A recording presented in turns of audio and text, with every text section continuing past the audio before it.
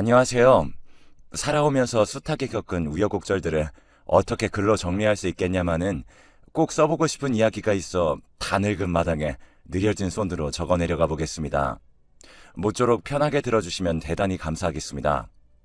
저에겐 둘째이자 막내였던 아들을 일찍이 떠나보낸 아픔이 있습니다. 백혈병이었는데 진단이 떨어지고 나서 몇 달 만에 호련히 하늘로 보내고 말았죠. 어떻게 부모가 되어서 자식을 먼저 앞세우고 싶겠습니까? 갑작스레 우리 둘째가 떠난 일로 저와 남편은 제정신이 아니었으나 생활을 건사해야만 했습니다. 우리 첫째, 기특한 장남 하나만으로도 전혀 부족한 것 없이 훌륭하게 키워내겠다는 각오로 임했기 때문에 남편이랑 둘이 도매시장에서 일을 했고 밤낮 구분이 없을 때가 태반이었지만 돈 모으는 것에 혈안이 되어 개의치 않았습니다. 특히 애교가 많았던 둘째에게 마음을 썼던 남편이 받았던 상심은 말로 못하는 것이었어서 그 아픔을 잊고자 더 일에 빠져들었죠. 그런 자기 부모의 마음을 헤아리기라도 한 것인지 저희 첫째는 사춘기 시절을 지나면서 저희 속 한번 썩이지 않고 열심히 공부했습니다. 바쁜 부모를 두고 그 어린 것이 혼자 집안의 기대를 짊어지고 죽어라 공부했을 모습에 지금도 가슴이 아립니다. 똑소리 났던 첫째는 대학도 아주 좋은 곳에 갔어요. 대학 문턱 근처도 못 가봤던 저희 부부 사이에서 어쩜 이렇게 똑똑하고 효자인 아들이 낳는지 신통방통하고도 대견했습니다. 일찍 보내고만 자기 동생의 몫까지 대신해서 늘 열심히 살려는 모습이 보였습니다. 무던하게 대학 졸업을 하고 취업을 하더니만 웬 여자가 생겼다면서 결혼을 하고 싶다고 말을 하더군요. 저는 그 이전까지는 첫째가 여자친구를 만나는 걸 보거나 들은 적이 없었기 때문에 조금 갑작스러웠어요. 남자 나이 27에 결혼을 입에 올리는 건 그 또래보다 이른 것이 아닌가 하는 짐작도 들어서 혹시 임신이라도 했나 싶었습니다. 아니라고 잡아떼기에 더 궁금했어요. 그래서 우선 상대가 어떤 사람인지 보겠다고 했죠. 며칠이나 지나서야 첫째가 결혼하고 싶은 사람이라면서 여자친구를 드디어 데려왔습니다. 딱 보자마자 인상이 아주 참하더라고요. 부드러운 표정에 말투도 깨끗하고 예의범절이 바른 게 느껴졌습니다. 나이는 첫째보다 2살 많았으나 그 정도면 차이라 할 것도 아닌 것 같아서 거슬리지 않더군요. 저희 남편도 밥 먹는 내내 제가 살펴보니까 낯빛이 좋은 것이 첫째의 여자친구가 꽤나 마음에 찬 눈치였습니다. 도매시장 바닥에서 주둥이가 하도 무거워가지고 혀가 입안에 붙었나 어쨌나 소리를 듣는 게 저희 남편이었거든요. 그런데 그런 양반이 먼저 반찬 입에 맞느냐, 둘이 만나면서 힘든 점은 없었냐, 이런 거 물어보는 겁니다. 별일이었어요. 그만큼 저희 부부 2사람 다 첫째 짝으로는 일어나가시면 더할 나위가 없겠구나 생각이 바로 들었습니다. 자식 하나 잃고 남은 자식이랍시고 애지중지 돈 바쳐가면서 키워놨는데 아무한테나 장가들게 할 수는 없는 노릇이었죠. 이 정도면 며느리감으로 낙점해도 좋겠다 싶었던 그때 웬 심상치 않은 이야기를 듣게 되었습니다. 저희 부부는 그 소리를 듣자마자 아연실색하고야 말았어요. 그런데요, 제가 고아원 출신이에요. 제가 부모님이라고 생각하는 분들이 계시지만 진짜 낳아주신 분들은 아니에요. 저에게 도움을 주신 분들이고요. 저는 일가 친척이 아무도 없습니다. 신뢰가 될 줄 알면서도 표정 관리가 정말 어렵더군요. 후식 과일을 먹던 남편도 조용히 포크를 내려놓고 잠시 생각에 잠긴 얼굴이었습니다. 고아라는 걸 밝히면서 죄인이라도 된 양 고개를 푹 숙인 여자친구나 그걸 감싸면서 부모 없이도 바르게 자란 모습에 정말 대단하지 않냐고 저희를 설득하려 드는 첫째 아들이나 보면서 그냥 다 머리가 아프더라고요. 어떻게 키운 아들인데, 우리가 어떤 마음으로 아낀 아들인데 부모 형제 하나 없는 여자랑 짝을 붙이냐면서 처음에는 저나 남편이나 모두 반대했어요. 그런데 둘은 헤어질 생각이 조금도 없어 보였죠. 첫째는 이 여자가 아니면 결혼 안 하겠다고 아주 강경하게 고집을 세웠어요. 그래서 제가 왜 하필 혈혈단신인 사람하고 결혼할 생각을 하냐면서 굳이 첫째에게 물어봤습니다. 엄마, 이 사람은 외로움이 뭔지 아는 사람이야. 그 속에서 꿋꿋하게 혼자 자립하고 헤쳐나갈 줄 아는 사람이더라고요. 나랑 너무 비슷한 점이 많아서 더 마음이 쓰여. 허심탄회하게 털어놓은 첫째 말을 들으니까 왜 둘이서 짝짝꿍이 맞았는지 알겠더라고요. 저희 부부는 미래를 위해 그리고 자식을 위한답시고 돈을 벌러 내내 바깥 생활을 했고 그러는 동안 첫째는 모든 걸 스스로 혼자 해내야 하는 법을 터득해야만 했습니다. 냉장고 가득 채워놓은 반찬, 비싼 학원, 그리고 넉넉하게 돈이면 다 해결이 되는 줄로 저희는 생각했었던 거죠. 혼자서 밥을 먹고 학교나 학원을 마치고 집에 돌아와도 아무도 반겨주는 사람 없는 환경 속에서 첫째는 외로움을 견뎌내고 있었던 것입니다. 애정과 관심을 받고 싶은데 동생이 그렇게 되고 나서 자기가 때를 쓰면 부모가 더 힘들어질까봐 차마 한 번을 그러지 못하고 내내 묵묵하게 버텼다고 하더군요. 그런 나날을 보낸 첫째는 자기와 비슷한 면모를 가진 상대에게 끌렸던 거예요. 첫째의 그 말을 듣고 저와 남편은 깊은 고민을 했습니다. 그리고 결혼을 허락해줬어요. 구하라는 것은 그 사람의 단면일 뿐 배려 넘치고 선한 기운을 가진 일을 며느리로 받아들이지 못할 이유가 생각해보니 딱히 없더라고요. 금쪽 같은 아들 잘 부탁한다는 제 말에 눈물을 보이면서 앞으로 정말 잘하겠다고 인사하던 며느리는 그렇게 저희 식구가 되었어요. 신혼살림도 가까운 동네에서 차려서 왕래도 자주 했죠. 저희 부부를 친부모처럼 따르며 시간이 갈수록 얼마나 살갑게 구는지 보기만 해도 뿌듯했을 정도입니다. 둘이서 알콩달콩 잘 지내더니 어여쁜 손녀까지 저희에게 안겨주었습니다. 태어나서 주름이 자글자글한 어릴 때에도 저희 손녀는 정말 예뻤습니다. 그 갓난아기 얼굴에 오똑한 코가 딱 오똑하게 서서는 크면 미인이 되겠다고 저희들끼리 호들갑을 떨고 아주 난리도 아니었습니다. 며느리가 출산하고 나서 자궁 쪽에 문제가 생겨 수술을 받았는데 아이를 더 갖기는 힘들 거라고 의사가 그러더라고요. 저도 놀랐지만 당사자만 할까 싶어서 크게 낙심하여 우울해하는 며느리를 제가 성심껏 달래줬습니다. 손녀 하나만 공주님처럼 키우라고 하늘이 그렇게 정했나 보다라고 위로를 계속 해주니까 며느리도 점차 기운을 차렸어요. 걸음마 떼고 옹알이하고 그럴 적에 저희 손녀가 얼마나 귀여웠는지 말도 못합니다. 소녀가 까르르 하면서 웃으면 그 무뚝뚝한 남편도 홀라당 뒤로 넘어갔으니까요. 그때가 정말 최고로 행복했던 시절이었어요. 저희 부부도 일을 아예 정리하기로 하면서 노년 생활이나 잘하자고 계획을 할 때였죠. 너무 대책 없이 행복했던 게 죄였을까요? 생각지도 못한 우리는 아주 갑작스럽게 시련이 찾아왔습니다. 어느 겨울 저희 남편이 길에서 쓰러졌어요. 하필 새벽에 혼자 나갔다가 길에는 아무도 없을 때라 발견이 늦었습니다. 제가 연락을 받고 병원에 갔을 때는 이미 남편은 영영 떠난 뒤였어요. 다리에 힘이 풀려서 주저앉는데 이상하게 눈물이 바로 안 나오고 정신이 멍하더라고요. 이 상황이 대체 뭔가 싶었어요. 제가 따뜻한 보일러 도는 방에서 잠을 잘 동안 간만에 동네 시장으로 나가보던 남편은 집에서 멀리 떨어지지도 않은 골목길에 그 추운 겨울 새벽에 가슴을 부여잡고 쓰러져 있었던 겁니다. 얼마나 고통스럽고 몸이 시려웠을까 생각하면 지금도 제 손발이 차가워지고 오한이 들어옵니다. 급한 마당에 어디 맡길 데가 없어서 어린 손녀를 그대로 품에 안고 병원에 들이닥친 며느리가 엉엉 우는 소리가 들리는데 제가 그제서야 정신이 들고 이게 현실이라는 걸 깨닫고는 눈물이 터져 나왔어요. 응급실 바닥에서 서로 부둥켜 안고 서럽게도 울었습니다.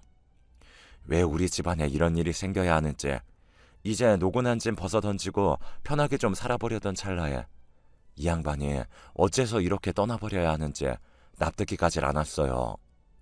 시간이 지나도 이게 꿈인 것만 같고 자꾸만 실감이 안 나서 기력 없이 지냈습니다.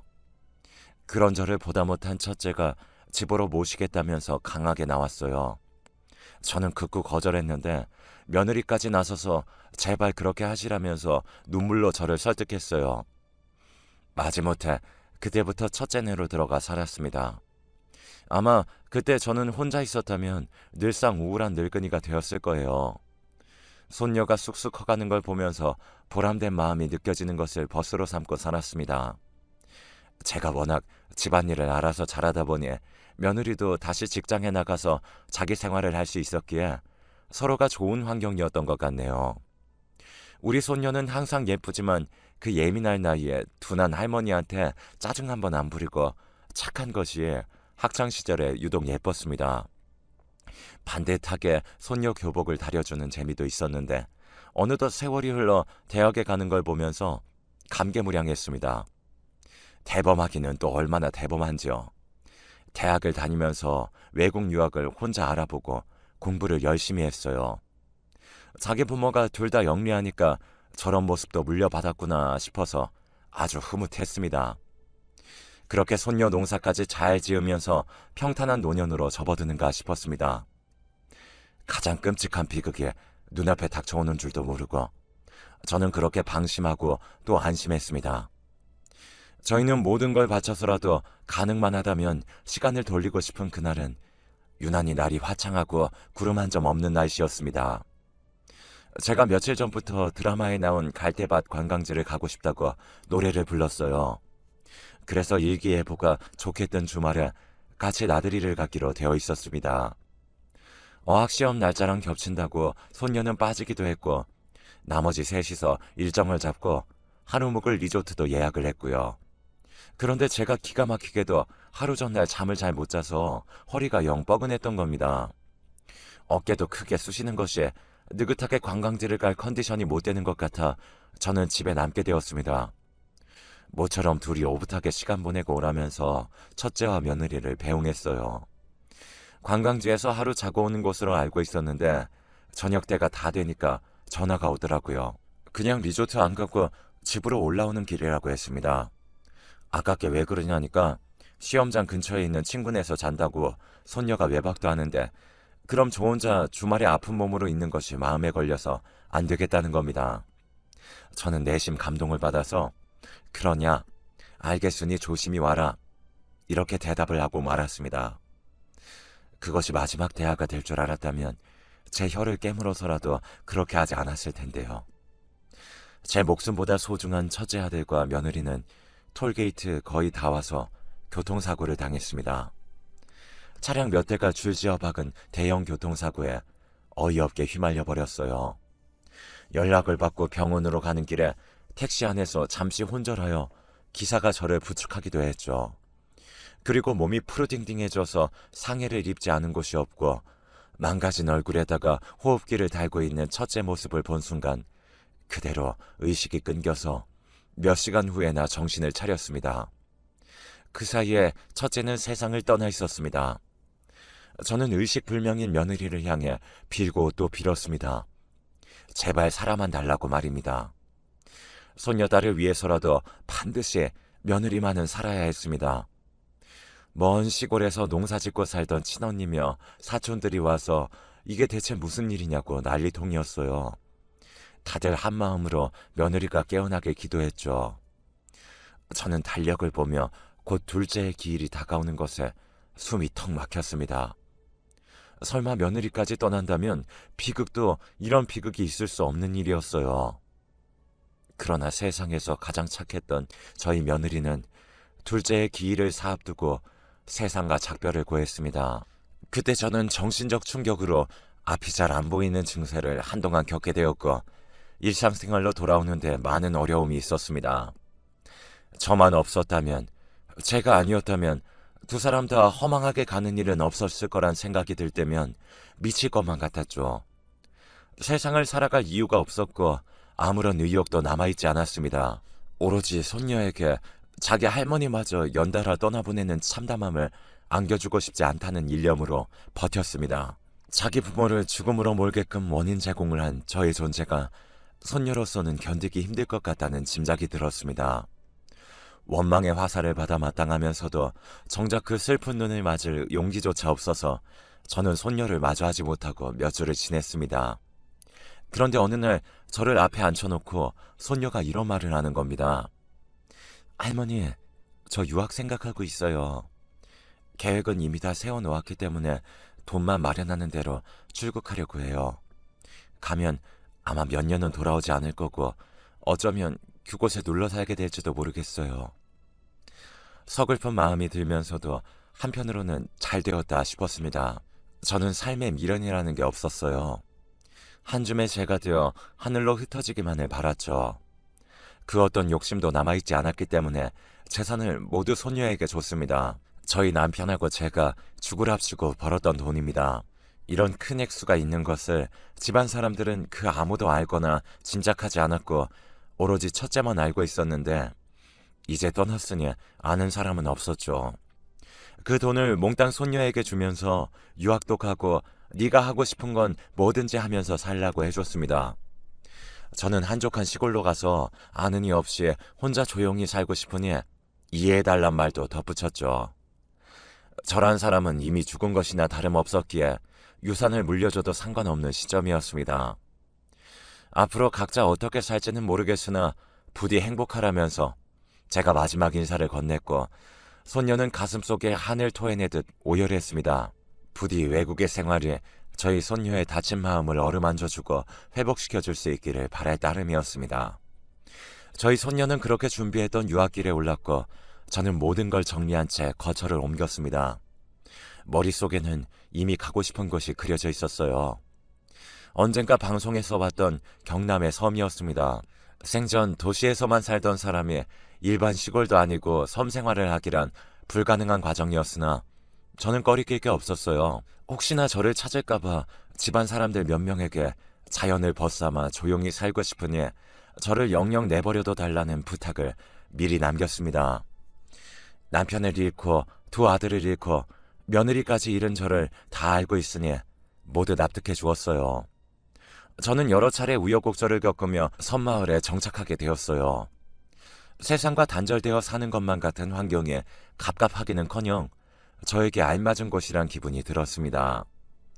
사라지는 대로 몸을 맡기고 하루하루 시간을 버텨내며 지냈습니다. 할 일 없이 있다 보면 안 좋은 생각이 계속해서 줄지어 들었기에 소일거리를 하면서 보냈죠. 부디 어여쁜 우리 손녀가 해코지 당하는 일 없이 늘 건강하기를 기도하는 것도 잊지 않았습니다. 그들만의 오랜 공동체가 형성되어 있는 동네였고 초반에는 무시와 텃세를 번갈아 겪었지만 저는 그것도 개의치 않았어요. 뭐가 어떻게 되든 아무런 상관이 없었으니까요. 서서히 일원으로 받아들여지면서 몇 년이 지났을 때는 제 이야기를 털어놓을 수 있었네요. 혼자 섬에 들어온 저를 보면서 심각한 사정이 있었겠거니 했지만 설마 그런 지경으로 힘든 일이 있었을 줄은 몰랐다면서 다들 안쓰러운 시선을 보내주었죠. 저는 제 가족들의 기일이 오면 잊지 않고 모두 챙겼습니다. 적적함을 달래기 위해 어느 때부터 일기를 쓰기 시작했는데 거의 손녀에게 보내는 편지 형식이 되더라고요. 자나깨나 손녀가 어디서 사고는 당하지 않았을까 늘 걱정이었어요. 그렇게 홀로 살아가던 어느 날이었습니다. 핸드폰으로 유튜브 소리나 크게 틀어놓고 밭 근처에 나팔꽃씨를 골라내고 있었습니다. 작은 그릇에다가 나팔꽃씨를 담고 있는 도중에 자꾸 말소리가 섞여 들리는 것 같은 겁니다. 착각인가 싶어서 아리송하다가 옆에 인기척이 다가오길래 깜짝 놀래서 고개를 돌려봤죠.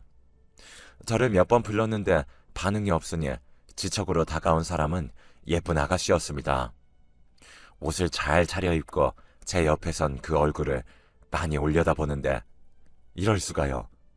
바로 저희 손녀였습니다. 세상에나 이게 무슨 일이야? 아이고 우리 강아지 아니냐? 할머니 그동안 별일 없으셨어요? 지체할 것 없이 손을 붙잡고 제 손녀가 정말 맞는지 그간 몸이 상한 곳은 없는지 살펴보았습니다. 제가 정신없이 누나를 굴려대니까 손녀가 작게 웃는 소리를 내더라고요. 그제야 실감이 나서 10여 년 만에 내가 다시 살아생전에 손녀를 만났구나 싶었습니다. 주책맞게 눈물이 흐르려고 해서 얼른 훔쳐 닦아내고 여길 어떻게 찾아왔냐고 물어봤죠. 못 찾아올 게 뭐가 있어요. 요즘이 어떤 세상인데. 그럼 제가 할머니를 못 찾을 것 같았어요? 희죽하니 웃는 손녀의 인매를 참으로 오랜만에 보면서 가슴이 벅찼습니다. 건강하게 잘 살아있어 준 것을 감사했어요.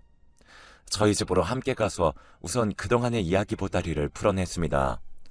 손녀는 외국에서 공부하는 동안 인맥도 쌓고 사업적인 구상을 하게 되어서 한국에 들어온 뒤로는 계속 그곳에 몰두하였다고 했습니다.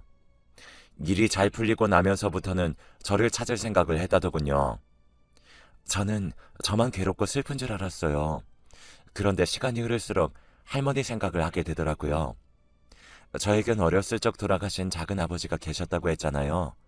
할머니는 아들을 모두 잃고 그것만으로도 충분히 괴로운 일인데 배우자와 며느리까지 모두 먼저 보내셨으니까요. 손수 키우시며 아껴주신 손녀딸을 두고 혼자서 살아갈 결심을 하실 정도였다면 그 상심이 얼마나 크고 깊었을까 하는 생각에 계속 맴돌았었어요. 제가 할머니를 안아드리고 진심을 다해 위로해드리고 싶었는데 그때는 제가 너무 부족했어요. 그럴 그릇이 되지 못했어요. 저 하나 스스로 건사하는 것도 힘들다고 생각해서 혼자 도망쳤어요. 할머니, 너무 죄송해요. 이렇게 늦게 찾아와서 너무나도 죄송스러운 마음뿐이에요. 울면서도 또박하게 말하는 손녀를 보면서 먼저 간 며느리 생각이 났습니다. 선한 마음씨에 매사 똑 부러졌던 며느리를 빼닮은 구석에 그대로 보이는 것에 가슴 한 구석이 아릿해지면서 이렇게 어여쁜 아이를 두고 비명횡사한 식구들을 마음속으로 추모하였습니다. 그리고 늘 어깨가 무거웠을 손녀를 가만히 안아주었어요. 무탈하게 지금까지 잘 커준 것만으로도 최고의 효도를 한 셈이니 아무런 죄책감도 갖지 말라고 신신당부를 해주었습니다. 여러 대화를 나누다가 손녀가 지금 한다는 일 얘기도 듣게 되었는데 아주 깜짝 놀랄 만한 것이었어요. 손녀가 핸드폰으로 보여준 사업장 사진을 보고선 입이 떡 벌어졌네요.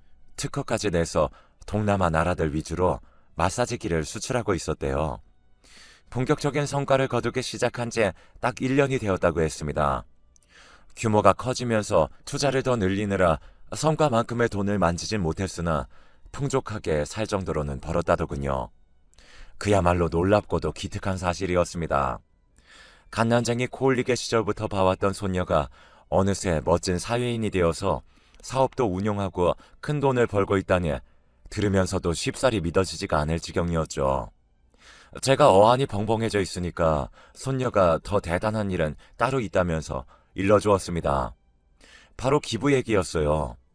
자기 부모 이름으로 의료 사각지대에 있는 저소득층을 위해 기부를 하고 있었습니다. 그것도 사진으로 보여줬는데 저희 첫째와 며느리 이름이 적혀있는 것을 보다가 금세 눈가가 젖어들었네요. 손녀는 앞으로 돈을 버는 동안 봉사활동도 꾸준히 할 작정이라고 했습니다. 정말 멋진 이야기였어요.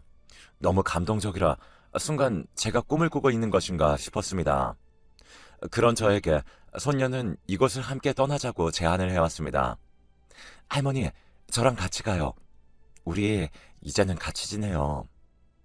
손녀가 내민 손을 이대로 잡고 떠나도 되는 것인가 고민이 되었습니다. 문득 하늘을 올려다봤어요. 하늘이 바다인지 바다가 하늘인지 섬에 살다 보면 가끔 구분할 수 없다는 생각이 들곤 합니다. 그 푸르름을 눈에 담으며 저는 결심을 굳혔습니다. 나는 이 핸드폰 하나로도 세상 돌아가는 거 다 알고 TV로 바깥 사람들 어떻게 사는지 구경 다 하고 살아. 이 정도만 해도 내게는 감지덕지다. 이미 옛날 그때 버린 미련들 구태여 주워 담을 필요가 없구나. 늙어버린 몸뚱이는 이곳에 박혀있는 것이 옳아. 할머니, 그래도 여기서 오래 사셨으니 남은 시간은 또 다르게 보내셔도 되잖아요. 나는 이곳에서의 잔잔한 일상이 내 남은 인생을 완주하는 부분인 것만 같아. 시덥지 않게 돌아가는 쳇바퀴는 이제 그만 굴리고 이제 여기서 가만히 쉬고만 싶어. 이 늙은이 입장을 네가 이해해줬으면 싶구나. 소녀는 끝내 저의 고집을 꺾지 못한 것을 아쉬워했습니다. 그날 밤 함께 오순도순 얘기를 나누며 금세 시간이 흘렀어요. 그렇게 귀한 손님이 올 것을 미리 알았더라면 준비를 했을 텐데 아침에 고봉밥을 퍼주면서도 속으로는 얼마나 아쉬웠는지 모릅니다. 손녀와 앞으로 자주 연락하자고 약속을 했습니다.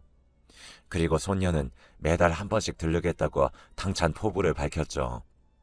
저는 말만으로도 고마우니 그 약속을 못 지켜도 상관없다고 해줬네요. 그런데 너 결혼은 아직이야? 아, 할머니, 저 35이면 아직 앞날 창창하거든요. 당장 결혼 안 해도 지장 없어요. 아, 그려? 결혼 좀 안 하면 어때?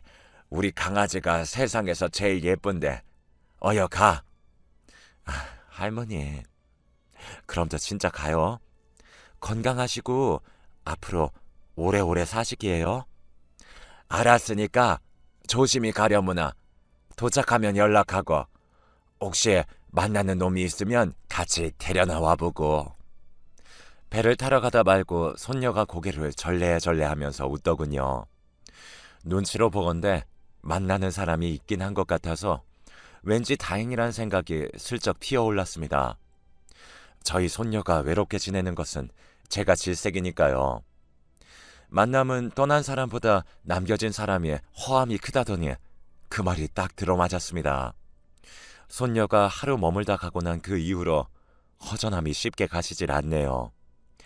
잡생각이 많아진 바람에 마음을 가라앉히고자 저의